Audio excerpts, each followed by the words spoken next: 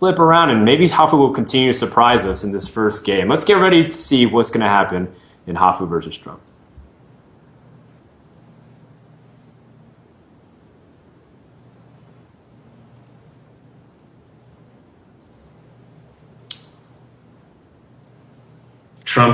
Trump's mentally preparing a little bit longer there. That's right. Getting all of his ducks in a row. Yeah. All right, so Hafu starts on the coin. And she has a pretty good curve right there, so she doesn't actually send anything back. MC Tech. She gives answers to everything. I think, no, MC Tech, no! You keep MC Tech against Shaman. You always keep MC Tech against Shaman. Yeah, it feels like it guarantees gets value because of the hero power sometimes. Oh, man. Yeah, but Hafu's got Imp Master as well. It's like... that's right, yeah. It's so crushing if you get a good one. All right, Trump. See what he draws into. I didn't actually see what he got back from sending cards. Not bad, not bad. Right. Pretty reasonable. Oh, value grunt. If it's ever value, it's right now because you can pump it up with the Dougie. Yep. All right, and he also has the flesh-eating ghoul, so if he plays like a totem, he can just kill totem and continue to do it. Put on pressure. Look at his value grunt. Yep. That's what he was there to do, man.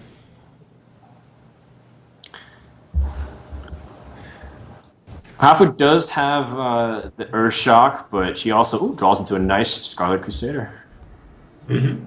I feel like Imp Master would have just completely been prey to everything else, so at best, maybe coin out the Ogre Magi otherwise, but this is much better. And Trump follows it up with a Tazingo to completely protect his Flesh-Eating Ghoul. She has the totem play, though, with the Flame Tongue. So she can one-shot the Tazdingo, but it's, I don't know, it's still a little rough. Yeah, especially considering that Flesh-Eating Ghoul is just going to be powerful. You have to get a taunt totem if you're going to do that.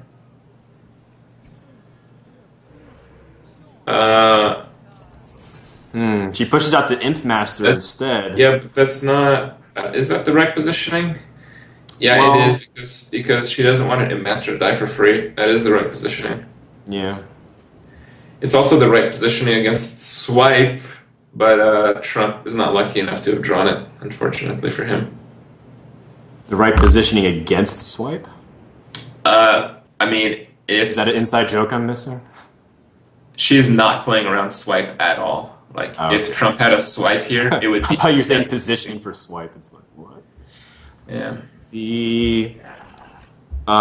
So the other option would have been play the Scarlet Crusader on the left, but yeah, I think this way she does protect it. It's nicer.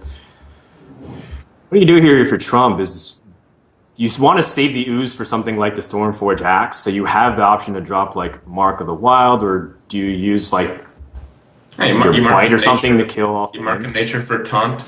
You kill the you kill the 3/1 Crusader. Yeah.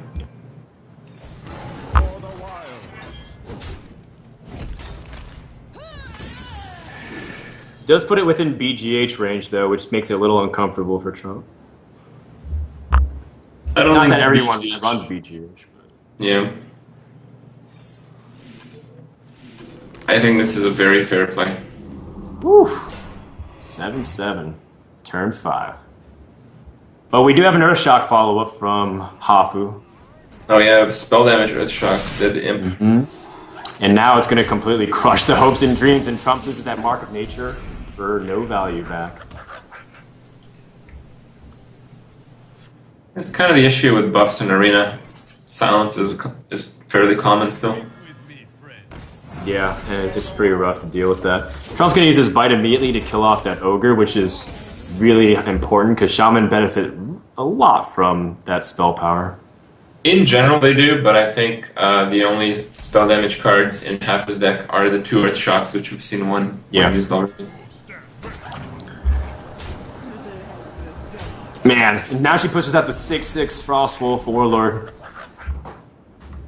And Does she? Well, did she have the bloodlust? I didn't see the last card. She does, but she's not playing around Starfall either. It seems that Hafu's strategy is don't play around any cards and just go for face. And so far, she's been successful with that. Yeah. Well, worked out for her thus far, and yeah, I think she's just trying to just set up the board as much as they can based off what her hand is saying. So she's still doing pretty good. Arcane Golem never feels good, but this late in the game, I don't think that 1 mana matters too much.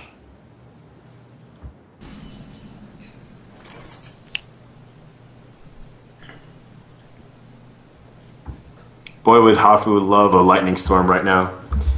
Doesn't end up drawing it, though. She doesn't have it in her deck whatsoever.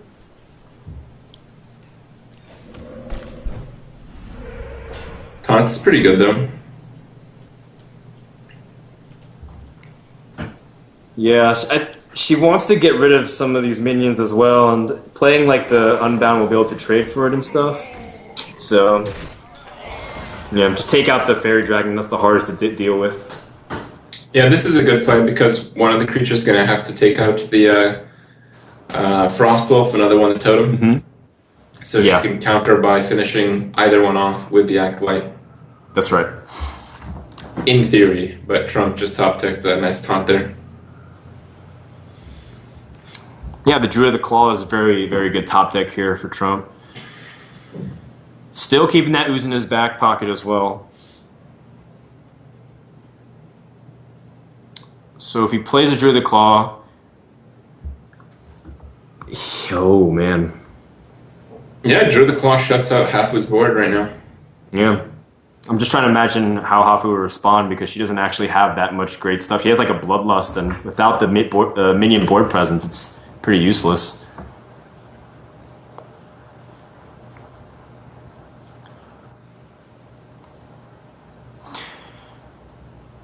Trump reciting his lessons from his pantomime classes.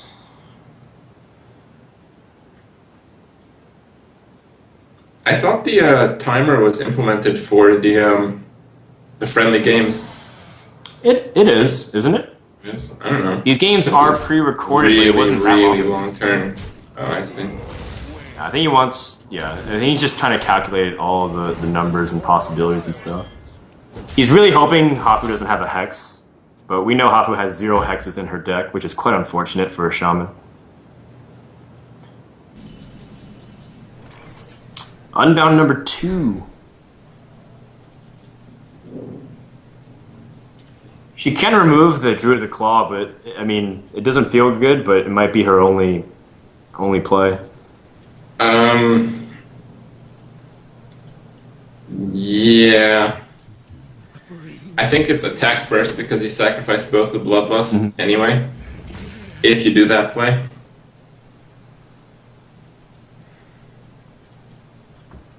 So here you can Bloodlust and cast like the other one or something. It's not good. It's not good, but it's not pretty, but you gotta do what you gotta do. She was really hoping for a Stormforged Axe draw. That would have done it. Yeah, something that could have made it easier, but even the card she drew, the Venture Co., doesn't necessarily... well, I guess she's just gonna leave out the Druid of the Claw then. But if she was gonna answer the Druid, she's gonna have to make the Venture Co. wait instead. Swipe-a-roni. Yeah, there it is. I believe that's the only swipe in his deck. Yeah, I think you swipe the 5/4 and then doggy in the middle and you face. There you go. Trade. And now it's really looking a little difficult here. Ooh, Trump. I think he's realizing at this point he might as well just play the ooze and push out damage. Yep. She would have played Lightning Storm a while ago. She would have used Hex a while ago. She would have used the Axe a while ago. So you feel like maybe Hafu's sitting on a lot of conditional cards. She's actually sitting on 1 conditional card. It's just that right. She's not playing a control shaman deck at all. and Trump is playing Control Druid. If the board is even, the control deck will usually be in the situation. Yeah, and that's why it's a safe assumption from Trump to play the Zeus. And pretty much can clear the board here and continue to put on pressure. I think here you do clear the board. Well, Shaman in general just feels like, especially with 2 unbounds, like you never want to leave those up. Yeah. The only thing debatable really is leaving up the spell power totem, but every time you do, you always end up regretting it. Yeah. From my experience. She needs a fire elemental and another good card here. Or maybe a god bomber. A god bomber would do it. Well, the axe finally comes. Maybe hit one of the druid claws? Oh no. That doesn't help. That's pretty much game over. Yep, Hafu's kind of resigning to it.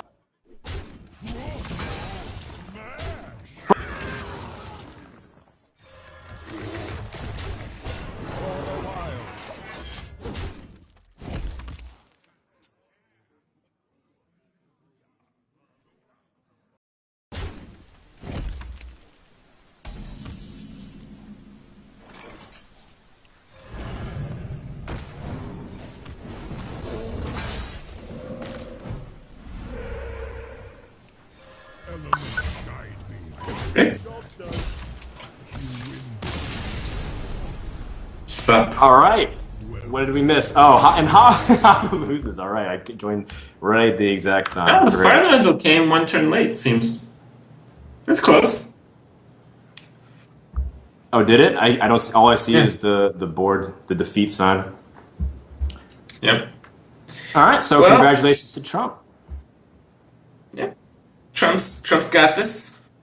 Yeah, I think. So, again, he played with a lot of good assumptions throughout the mid game, just really trying to bait out a lot of the stuff, the weapons, the hexes, the lightning storms, and he just felt comfortable at dropping. I think his timing of his minion play was very good. And overall, Hafu just didn't really have the good answers once Trump was able to establish good value with his cards. We're going to see, I don't think we're going to see it right away, but eventually we're going to see Trump versus reynad in the winners final, I believe. Oh, that is correct. That is right. And Battle of 2 big streamers.